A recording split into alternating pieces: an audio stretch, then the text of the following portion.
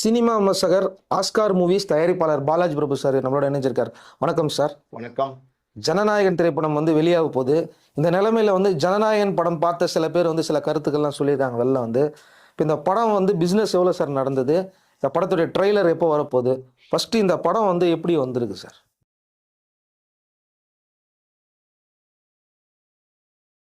ஜனநாயகன் பொறுத்த வரைக்கும் பார்த்தீங்கன்னா, ஒரு பெரிய எக்ஸ்பெக்டேஷனை கிரியேட் பண்ணியிருக்கு. விஜயோட கடைசி படங்கிறதுனால, அது எப்படி இருக்கும் அப்படின்னு பார்க்குறதுக்கு விஜயோட ரசிகர்கள் ரொம்பவே ஆர்வமாக இருக்காங்க. அதனோட பிஸ்னஸ் அப்படின்னு பார்த்தீங்கன்னா, இந்த படத்தினுடைய டோட்டல் காஸ்ட் ஆஃப் ப்ரொடக்ஷன் 300 கோடி ரூபா செலவு பண்ணியிருக்காங்க.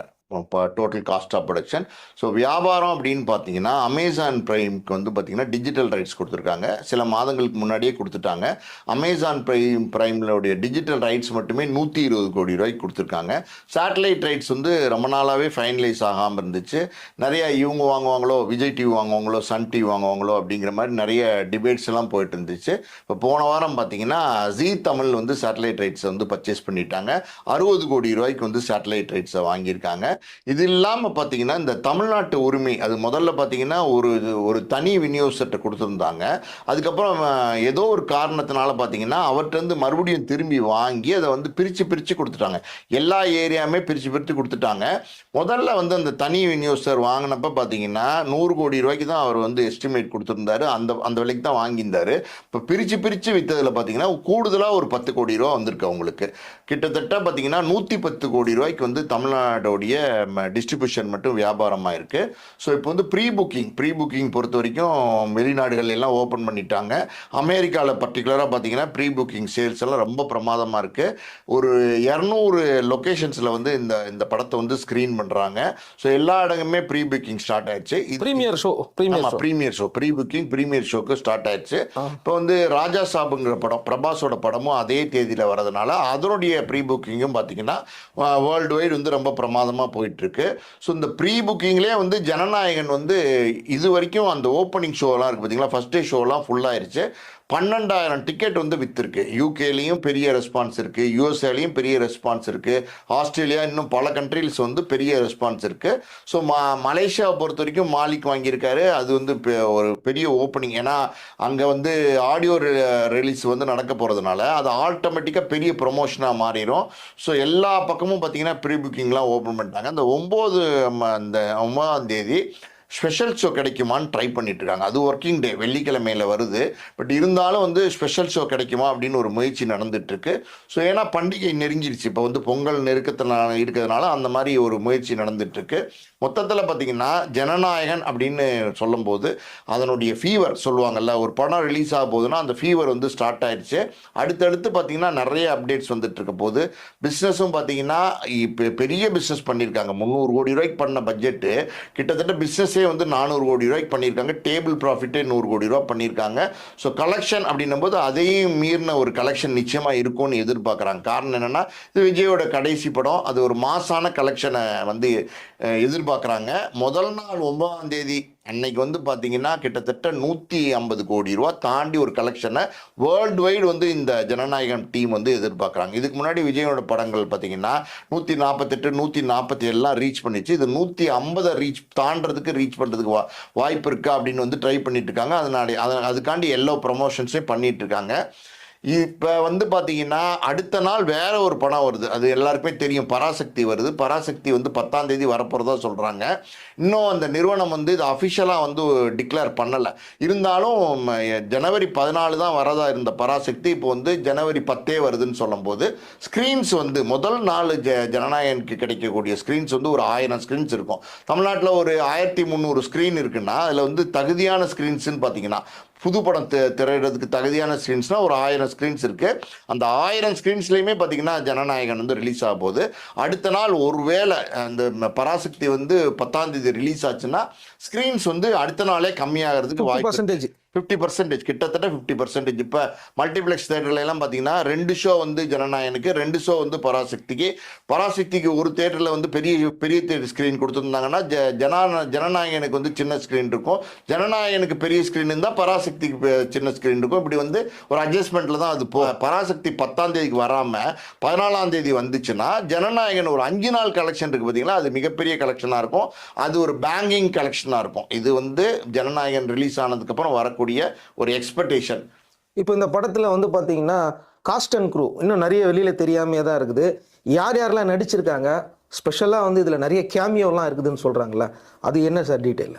அதாவது இந்த இந்த படம் வந்து ஜனநாயகன் பண்ணுறதுக்கு முன்னாடி பார்த்தீங்கன்னா விஜய் வந்து ஆர்ஜே பாலாஜிகிட்ட ஒரு கதை கேட்டிருந்தார். ஆர்ஜே பாலாஜி விஜய்கிட்ட சொன்ன கதை விஜய்க்கு வந்து ரொம்ப பிடிச்சி போச்சு. அதாவது வந்து ஆல்ரெடி எல்கேஜின்னு ஒரு படம் பண்ணியிருந்தார். அது ஒரு மாதிரி பொலிட்டிக்கல் சட்டையரில் அந்த படம் ரொம்ப நல்லாயிருக்கும். அந்த நேரத்தில் அது பெருசாக பேசப்பட்டது. அதனால் ஆர்ஜே பாலாஜியோட சேர்ந்து பண்ணால் ஒரு காமெடியோடு கலந்த ஒரு பொலிட்டிக்கல் சட்டையர் மூவி பண்ணலாம் அப்படின்னு ஒரு கதை கேட்டிருந்தார். ஆர்ஜே பாலாஜி சொன்ன கதையுமே வந்து விஜய்க்கு ரொம்ப பிடிச்சிருந்துச்சு. ஆனாலும் பார்த்தீங்கன்னா அதே காலகட்டங்களில் வந்து ஹெச் வினோத் வந்து ஒரு கதை சொல்லியிருந்தார். ஹெச் வினோத் சொன்ன கதை வந்து பார்த்தீங்கன்னா ரொம்ப ஒரு பவர்ஃபுல்லான கதையாக இருந்துச்சு, ரொம்ப மாசான கதையாக இருந்துச்சு. விஜய்க்கு ரொம்ப அந்த கதையை பிடிச்சிருந்துச்சு. ஸோ ஹெச் வினோத்தோட ட்ராவல் பண்ணலாமா அப்படின்னு முடிவு பண்ணும்போது தான் பார்த்தீங்கன்னா இந்த கேவிஎன் ப்ரொடக்ஷன்ஸ் இருக்காங்க இல்லையா, அந்த கேவிஎன் ப்ரொடக்ஷன்ஸை விஜய் அப்ரோச் பண்ணி நீங்கள் என்ன சம்பளம் கேட்டாலும் தரோம், எத்தனை கோடி ரூபா வேணாலும் தரோம், இந்த கடைசி படத்தை எங்களுக்கு பண்ணி கொடுங்க அப்படின்னு கேட்குறாங்க. ஸோ கேவிஎன் ப்ரொடக்ஷன்ஸ் சொல்கிறதுக்காண்டி கேவிஎன் ப்ரொடக்ஷன்ஸ் படம் பண்ணலான்னு முடிவு பண்ணி அவர்கிட்ட விஜய் அட்வான்ஸ் வாங்குறதுக்கு முன்னாடி கேவிஎன் ப்ரொடக்ஷன்ஸ் பார்த்தீங்கன்னா இந்த பகவந்த் கேசரின்னு ஒரு படம் இருக்குது. அந்த படத்தை இப்போ டைரக்ட் பண்ண அந்த டைரக்ட்னா அனில் ரவிபுடி, அவர்கிட்ட ஒரு நல்ல கதை இருக்குது, அந்த கதையை நீங்கள் கேளுங்க அப்படின்னு சொல்கிறாங்க. விஜய் வந்து அந்த டைரக்டர்கிட்ட வந்து கதையை கேட்குறாரு, அனில் ரவிபுடிங்கிறவர்கிட்ட வந்து கதையை கேட்குறாரு. அவர் ஒரு அருமையான ஒரு கதை சொல்கிறாரு, ஸ்கிரிப்ட் ஒன்று சொல்கிறாரு. இருந்தாலும் விஜய் வந்து இந்த பகவந்த் கேசரி படத்தை பார்க்கலாமா அப்படின்னு கேட்குறாரு அவர்கிட்ட. ஓ தாராளமாக பார்க்கலாம் அப்படின் போது அந்த படத்தை வந்து போய் விஜய் பார்க்குறாரு. அந்த படத்தை பார்த்தா அவருக்கு ரொம்ப பிடிச்சி போகுது. பாலையா வந்து நடிச்சிருந்தாரு. அந்த படம் வந்து ஒரு குட் டச் பேட் டச் அதை பற்றின கதை. அந்த படத்தில் பார்த்தீங்கன்னா ஸ்ரீலீலாவுக்கு தான் ரொம்ப இம்பார்ட்டன்ஸ் இருக்கும். ஸ்ரீலீலாவை மையப்படுத்தி தான் அந்த கதையே ட்ராவல் ஆகும். ஸ்ரீலீலாக்காண்டி தான் பாலையா வந்து ஃபைட் பண்ணி ஆக்ஷன் பண்ணி அந்த அந்த கதையில் ட்ராவல் பண்ணுவார். ஸோ அந்த அந்த கதை வந்து விஜய்க்கு ரொம்ப பிடிச்சதுனால 1க்கு 2 தடவை 2க்கு 3 தடவை போட்டு பார்க்குறாரு. போட்டு பார்த்துட்டு ஒரு முடிவுக்கு வர்றாரு. என்னன்னா இந்த இந்த கதை இந்த படத்தையே நான் படம் பண்ண போகிறேன் அப்படின்னு சொல்கிறார். காரணம் என்னென்னா அன்னைக்கு வந்து அந்த பகவந்த் கேசரி படம் வந்து 65 கோடியில் வந்து ப்ரொடியூஸ் பண்ணியிருந்தாங்க காஸ்ட் ஆஃப் ப்ரொடக்ஷன். அது கலெக்ட் பண்ணது பார்த்தீங்கன்னா 200 கோடியும் தாண்டி கலெக்ட் பண்ணிச்சு. ஒரு மாசான மேசிவான ஹிட், ஒரு 65 கோடி ரூபாயில் ப்ரொடக்ஷன் பண்ணி 200 கோடியை தாண்டி கலெக்ட் பண்ணியிருக்கணும் போது ஆந்திராவில் ஒரு பெரிய ஹிட் படம் பகவந்த் கேசரி. ஸோ அந்த படத்திலே நான் பண்ணுறேன் அப்படின்னு சொல்லி கேவிஎன் ப்ரொடக்ஷன்ஸ் சொல்கிறாரு. இப்போ கேவிஎன் ப்ரொடக்ஷன் சொல்கிறாங்க, ஓகே சார் அந்த கதையே நம்ம வாங்கி பண்ணலாம், நம்ம வந்து இந்த அனில் ரவிபுடியவே டைரக்டராக போட்டுக்கலாமா அப்படின்னு கேட்கும்போது, இல்லை அனில் ரவிபுடி வந்து தெலுங்கு படம் பண்ணியிருக்கிறாரு, நான் ஏற்கனவே வந்து ஒரு தெலுங்கு டைரக்டரோட ஒர்க் பண்ணேன், வாரிசு படம், அது பெரிய சக்ஸஸ் இல்லாமல் போச்சு, அதனால் தமிழ் ஆடியன்ஸ்க்கு ஒரு பல்ஸ் இருக்குது, அந்த தமிழ் ஆடியன்ஸ் பல்ஸோட வந்து இந்த படத்தை வந்து பண்ணாதான் நல்லாயிருக்கும் அப்படின்னு சொல்லிட்டு ஹெச் வினோத் வந்து சிபாரிசு பண்ணுறாரு. ஏற்கனவே ஹெச் வினோத் ஒரு கதை கேட்டிருந்தாரு. ஆனால் ஹெச் வினோத் இதுக்கு டைரக்ட் பண்ணால் நல்லா இருக்குங்கிற அபிப்பிராயத்தை வந்து கேவிஎன் ப்ரொடக்ஷன்ஸ் வந்து விஜய் சொல்கிறாரு. ஹெச் வினோத்தை ஏன் வந்து ரீமேக் படத்துக்கு வந்து விஜய் செலக்ட் பண்ணார் அப்படின்னா, இதுக்கு முன்னாடி நேர்கொண்ட பார்வை பண்ணார் இல்லையா, அந்த படம் பிங்கோட ரீமேக்கு.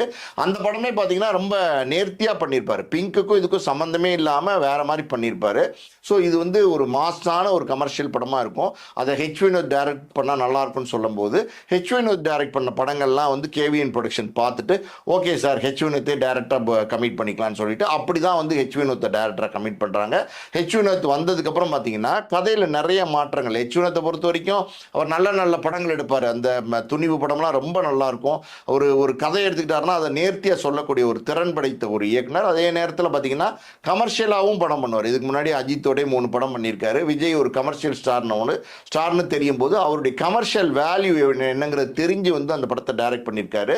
ஸோ மொத்தத்தில் இந்த படம் இருக்குது பார்த்தீங்களா, இந்த படமே வந்து ஒரு நேர்த்தியான ஒரு தேர்வுக்கு அப்புறம் தான் வந்து முடிவு பண்ணியிருக்காங்க. இந்த காஸ்ட் அண்ட் க்ரூ அப்படின்னு பார்த்தீங்கன்னா இதில் வந்து விஜய் நடிக்கிறார். விஜயோட வந்து பூஜா ஹெக்டே வந்து ஹீரோயினாக நடிக்கிறாங்க. மமிதா பைஜு நடிக்கிறாங்க. மமிதா பைஜு தான் அந்த ஸ்ரீலீலாவில் தெலுங்கில் நடிச்சிருந்தாங்கல்ல, ஸ்ரீலீலா அவங்களுடைய கேரக்டரில் மமிதா பைஜு தான் நடிக்கிறாங்க. ஸோ மொத்தமாக பார்த்தீங்கன்னா இந்த படத்தில் முக்கியமான ஒரு கதாபாத்திரம் சொல்கிறாங்க. அது என்னென்னா பிரகாஷ்ராஜோட கதாபாத்திரம்.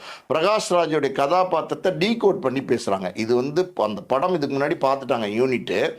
அந்த பார்த்தவங்க என்ன சொல்கிறாங்கன்னா ரொம்ப நல்லா வந்திருக்கு, அந்த படம் வந்தால் தான் அது யாரையோ வந்து குறிக்கிற மாதிரி குறியீடோட அந்த கதாபாத்திரம் அமைக்கப்பட்டிருக்கு, அந்த கதாபாத்திரத்தில் பிரகாஷ்ராஜ் வந்து ரொம்ப எக்ஸலண்ட்டாக பண்ணியிருக்காரு, இந்த படத்துக்கு அது ஒரு பெரிய மைலேஜாக இருக்கும் அப்படின்னு சொல்கிறாங்க. இது இல்லாமல் பார்த்தீங்கன்னா பாபி டியோல் இருக்காரு, அப்புறம் பார்த்தீங்கன்னா நம்ம கௌதம் வாசுதேவன் மேனன் இருக்காரு, விஜய் படத்தில் நடித்த விஜய் படத்தை டைரக்ட் பண்ண வேறு சில இயக்குநர்களும் இந்த படத்தில் நடிச்சிருக்கிறதா ஒரு தகவல் இருக்கு.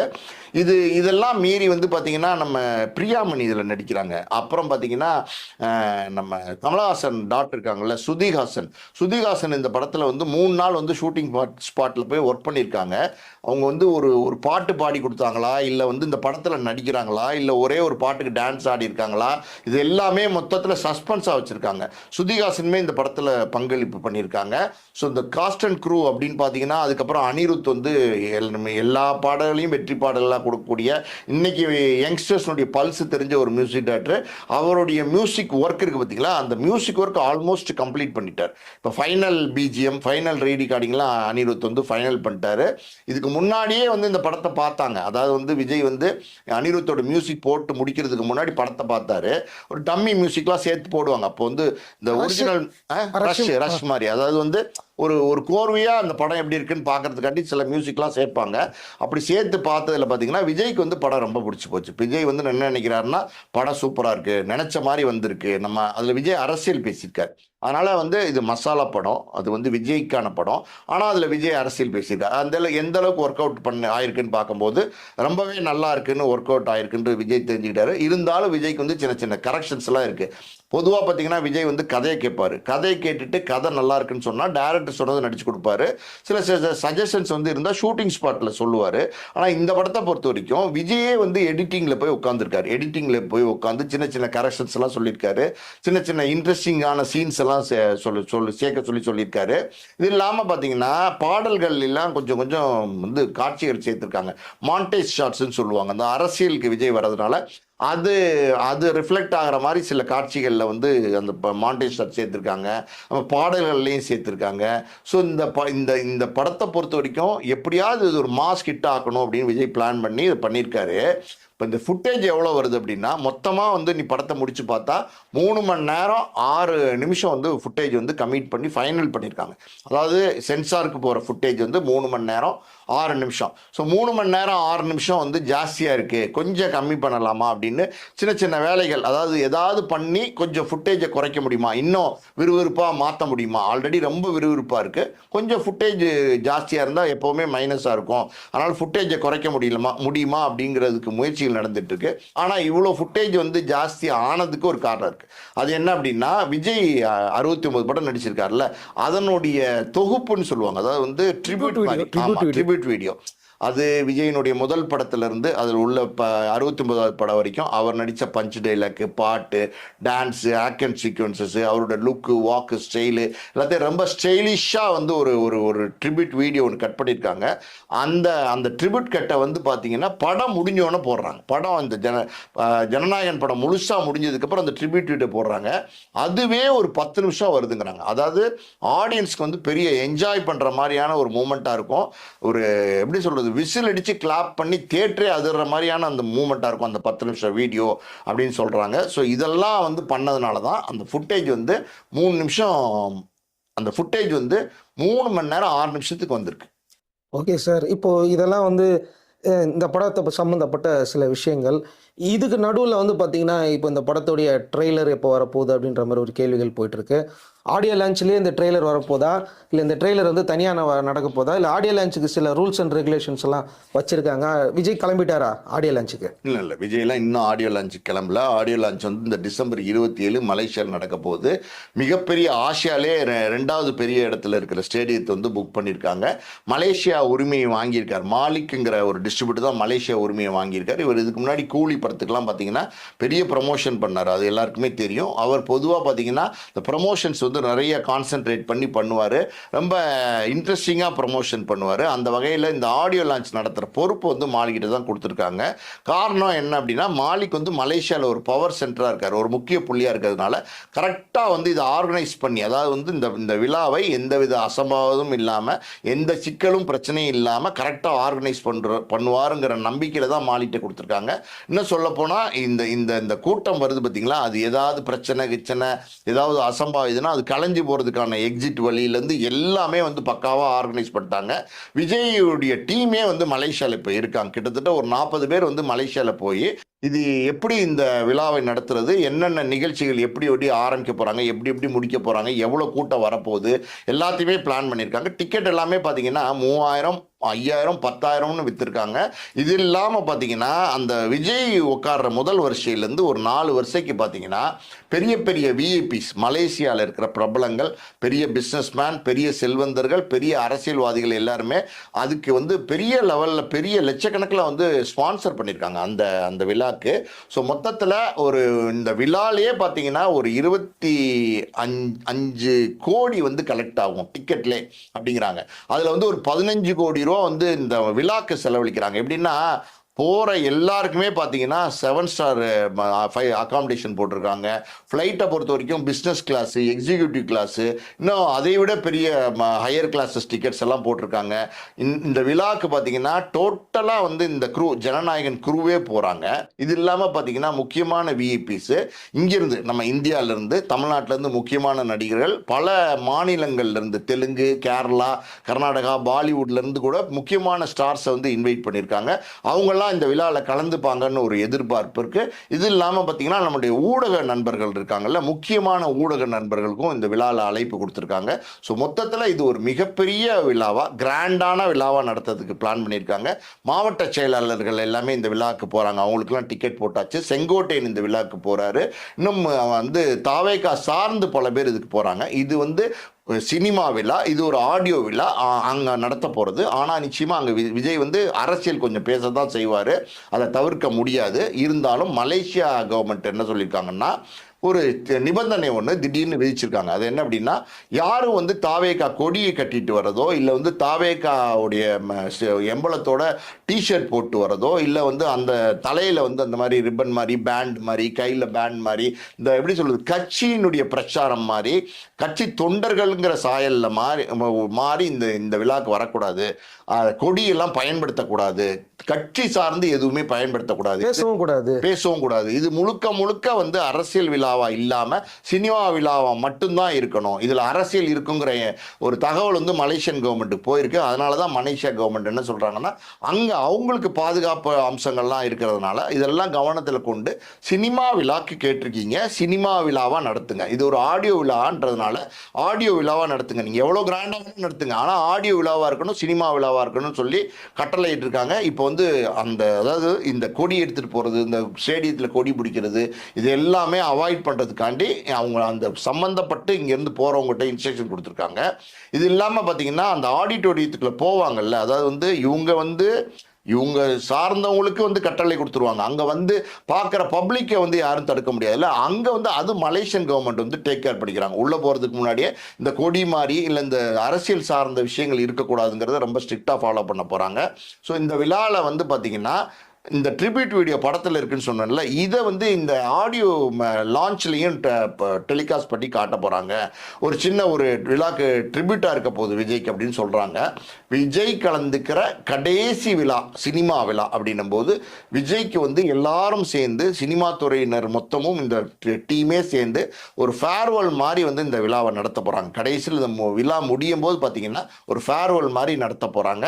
ஸோ மொத்தத்தில் இந்த விழா அப்படின்னும் போது இது வந்து ஒரு மிகப்பெரிய ஒரு கிராண்டான விழாவாக பிளான் பண்ணியிருக்காங்க. இந்த விழாவே பார்த்தீங்கன்னா இந்த படத்துக்கு ஒரு பெரிய ப்ரொமோஷனாக மாறும், மிகப்பெரிய ப்ரொமோஷனாக மாறும். ஸோ இந்த விழாவில் தான் வந்து ட்ரைலர் வந்து வெளியிட போகிறாங்களா அப்படிங்கிற ஒரு கேள்வி இப்போ இருக்குது. ஸோ இந்த விழாவில் ட்ரைலரை வெளியிடலாமா அப்படின்னா இந்த விழாவில் ட்ரைலரை வெளியிடலாம் அப்படிங்கிற யோசனைகளும் இருக்கு ஒரு பக்கம். இல்லை தனியாக ட்ரைலரை வெளியிடலாம், ஏன்னா இந்த விழாவோட அட்ராக்ஷன் அது அப்படியே இருக்கட்டும், ஆடியோ ரிலீஸாக இருக்கட்டும், ட்ரைலர் வந்து ஜனவரி 1 நியூ இயர் அன்னைக்கு வெளியிடலாம் அப்படின்னு ஒரு பிளான் இருக்குது. ஸோ இதில் ட்ரைலரை வெளியிடுறதுக்கும் வாய்ப்பு இருக்குது, இல்லைன்னா வந்து நியூ இயர் அன்னைக்கு ஜனவரி ட்ரைலரை வெளியிடுறதுக்கு வாய்ப்பு இருக்குது. மொத்தத்தில் பார்த்தீங்கன்னா இந்த விழாலேருந்து எல்லா ப்ரமோஷனும் ஸ்டார்ட் ஆயிருக்கு. சினிமா துறையில் வந்து பார்த்தீங்கன்னா எல்லாருமே கேட்குற கேள்வி, விஜய் ஃபேன்ஸ் இல்லாமல் காமன் ஃபேன்ஸ் கேட்குற கேள்வி, ஜனநாயகன் தான் இவருடைய கடைசி திரைப்படமாக அமைய போகிறதா, இல்லை தொடர்ந்து நடிக்கலாம் அப்படிங்கிற மாதிரியான ஒரு மனசில் அவருக்கு இருக்கா இல்லையா அப்படிங்கிறத வந்து அவருடைய க்ளோஸ் சர்க்கிளில் ஷேர் பண்ணியிருப்பார். ஃப்ரெண்ட்ஸு அந்த மாதிரி சர்க்கிள்லேருந்து என்ன மாதிரியான தகவல்கள் வருது? நான் கேள்விப்பட்ட வரையிலும் பார்த்தீங்கன்னா விஜய் வந்து தொடர்ந்து சினிமாவில் நடிப்பார்னு தான் சொல்கிறாங்க. விஜயை பொறுத்த வரைக்கும் பார்த்தீங்கன்னா சினிமாவை நேசித்து சினிமாவுக்கு வந்தவர், சினிமா லவ்வர் விஜய். அதாவது கிட்டத்தட்ட ஒரு 33 வருஷத்தில் இவ்வளோ பெரிய உச்சத்தையும் இவ்வளோ பெரிய உயரத்தையும் வந்து விஜயால் தொட முடிஞ்சது அப்படின்னா அவர் சினிமாவை நேசிச்சதுனால தான் அவ்வளோ பெரிய வெற்றி விஜய் கிடைச்சிச்சு. ஸோ அப்படி இருக்கும்போது விஜய் வந்து அரசியலுக்கு வந்ததுனால சினிமாலேருந்து முழுசாக வெளியில் போக மாட்டார் அப்படின்னு தான் சொல்கிறாங்க. ஒருவேளை இந்த 2026 தேர்தலில் வந்து விஜய் வெற்றி பெற்றாலும் அரசியலும் செய்வார், தொடர்ந்து சினிமாலையும் நடிப்பார்னு சொல்றாங்க. இப்போ ஆந்திராவில் பார்த்தீங்கன்னா பவன் கல்யாணம் வந்து அரசியலில் வெற்றி பெற்றார், துணை முதல்வராக இருக்கார், ஆனால் சினிமாவில் நடிச்சிட்டு இருக்கார். அந்த மாதிரி வந்து விஜயும் தொடர்ந்து நடிப்பார்னு சொல்றாங்க. இன்னொரு பக்கம் என்ன சொல்றாங்கன்னா, இந்த 2026 தேர்தல் களத்தில் விஜய்க்கு வெற்றி கிடைக்காட்ட கூட விஜய் வந்து சினிமாலையும் நடிப்பார், அரசியலையும் தொடர்ந்து பயணிப்பார்னு சொல்றாங்க. ஸோ விஜய்க்கு இது கடைசி படமாக இருக்கிறதுக்கு வாய்ப்பு இல்லை, நிச்சயமா மறுபடியும் விஜய் சினிமாவில் நடிப்பார். ஏன்னா இதே தான் மமிதா பைஜி சில நாட்களுக்கு முன்னாடி ஷேர் பண்ணாங்க, ஷூட்டிங் ஸ்பாட்டில் அவங்கக்கிட்ட சொன்னது. அதனால தான் நான் கேட்டேன் நான். சரி, ஓகே சார், பல தகவல்களில் வந்து வெளியே இருந்தது. இப்போ நீங்கள் நிறைய அப்டேட்ஸ் எல்லாம் கொடுத்துருந்தீங்க. மீண்டும் அடுத்த அப்டேட்டில் சந்திக்கலாம். நன்றி சார். நன்றி.